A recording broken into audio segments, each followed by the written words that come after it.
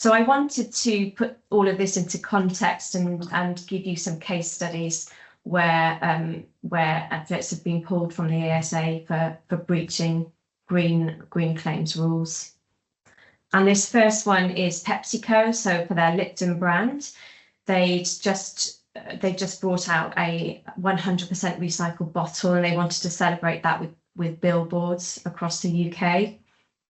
But what they put in very tiny small print was that while the bottle was made from recycled plastic, it excludes the cap and the label.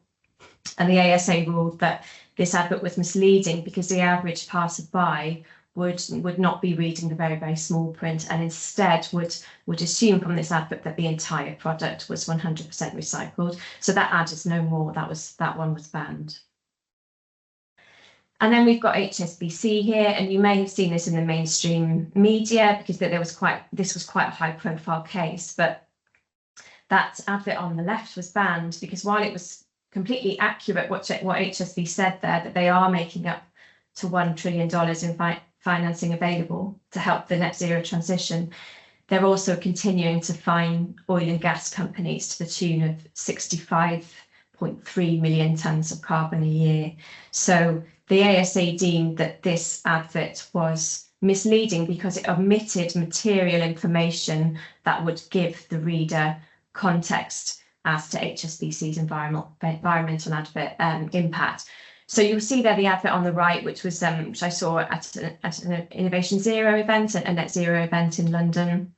And clearly they've been advised to include some very giant small print at the bottom of that. So I don't know if you can see the man in the back there, but that small print was probably about half the size of me, and it states that we finance a number of industries that deal in fossil fuels. So clearly everyone's having to be very, very clear on their language these days. And then finally, I just wanted to include this one because it's not an advert, it's a tweet. And this company is not a household name. They're a relatively small artificial grass company in the south of England.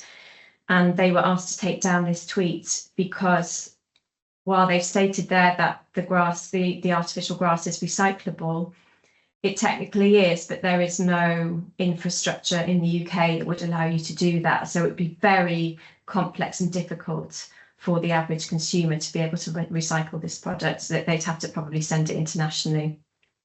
And then the ASA took issue with the fact that it was called eco grass when artificial grass isn't inherently eco at all, that certainly the manufacture of it is not eco-friendly, and neither is the displacement of soil and grass.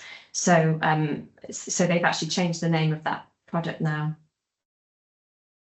So there you go, that's just a snapshot. If you want to see more cases like that, then have a look on the ASA's website, because they list all of the investigations that they've carried out and all of the rulings that they've made. So it makes for quite interesting reading and helps you perhaps avoid those same pitfalls yourself.